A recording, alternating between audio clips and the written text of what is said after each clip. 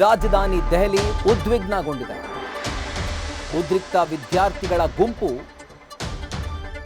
ಏಕಾಏಕಿ ಆರ್ಎಎಫ್ ಸಿಬ್ಬಂದಿ ಮೇಲೆ ಕಲ್ಲು ತೂರಿದೆ ಹಾಗೂ ಈ ಉದ್ರಿಕ್ತ ವಿದ್ಯಾರ್ಥಿಗಳ ಗುಂಪಿನ ಮೇಲೆ ಲಾಠಿ ಚಾರ್ಜ್ ಮಾಡಲಾಗಿದೆ. ಪೊಲೀಸರ ಮೇಲೆ ವಿದ್ಯಾರ್ಥಿಗಳು ಏಕಾಏಕಿ ಅಟ್ಯಾಕ್ಗೆ ಇಳಿದಿದ್ದಾರೆ.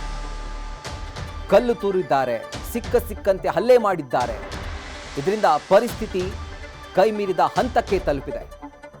ಆರ್ಎಎಫ್ ಸಿಬ್ಬಂದಿ ಮೇಲೆ ಏಕಾಏಕಿ ವಿದ್ಯಾರ್ಥಿಗಳು ದಾಳಿ ಮಾಡಿದ್ದಾರೆ.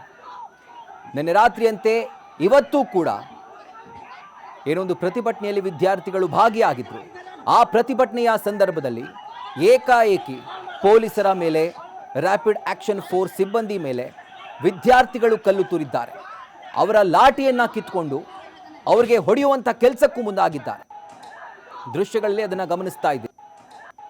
ಇದನ್ನು ಪ್ರತಿಭಟನೆ ಅಂತ ಕರೀತಾರ? ಯಾರಾದರೂ ಇದನ್ನು ಪ್ರತಿಭಟನೆ ಅಂತ ಕರೀತಾರ?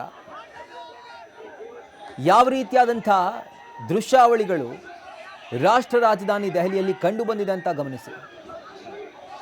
ಏಕಾಏಕಿ ವಿದ್ಯಾರ್ಥಿಗಳ ಮೇಲೆ ಮತ್ತೊಮ್ಮೆ ರ್ಯಾಪಿಡ್ ಆಕ್ಷನ್ ಫೋರ್ಸ್ ಸಿಬ್ಬಂದಿ ಹಾಗೆ ಪೊಲೀಸರು ಲಾಠಿ ಚಾರ್ಜ್ ಮಾಡ್ತಾರೆ. ಇದರಿಂದ ಉದ್ರಿಕ್ತಗೊಂಡಂಥ ವಿದ್ಯಾರ್ಥಿಗಳ ಗುಂಪು ಪೊಲೀಸರ ಲಾಠಿಯನ್ನೇ ಕಿತ್ಕೊಂಡು ಆ ಲಾಠಿಯನ್ನು ಅವ್ರ ಮೇಲೆ ಬೀಸುವಂಥ ಕೆಲಸಕ್ಕೆ ಮುಂದಾಗ್ತಾರೆ.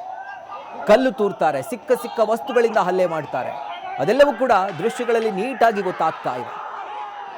ಈ ರೀತಿಯಾದಂಥ ಪ್ರತಿಭಟನೆ ಕಂಟಿನ್ಯೂ ಆಗ್ತಾ ಹೋಯಿತು ಅಂತಾದರೆ ಇದಕ್ಕೆ ಫುಲ್ ಸ್ಟಾಪ್ ಅನ್ನುವಂಥ ಯಾವ ದಿನ ಕೂಡ ಸಿಗೋದಿಲ್ಲ. ಇನ್ನೆಷ್ಟೇ ತಿಂಗಳುಗಳ ಕಾಲ ಈ ಪ್ರತಿಭಟನೆ ಮುಂದುವರೆದ್ರು ಈ ರೀತಿಯಾಗಿದ್ದರೆ ಯಾವುದೇ ಕಾರಣಕ್ಕೂ ಒಂದು ತಾರ್ಕಿಕ ಅಂತ್ಯಕ್ಕೆ ಬರೋಕೆ ಸಾಧ್ಯನೇ ಇಲ್ಲ.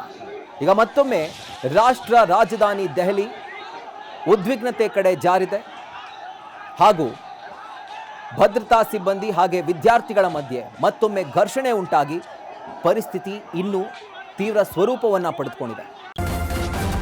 ನ್ಯೂಸ್ ಫಸ್ಟ್ ನಿರ್ಭೀತಿಯಿಂದ ನಿಮ್ಮ ಪರವಾಗಿ.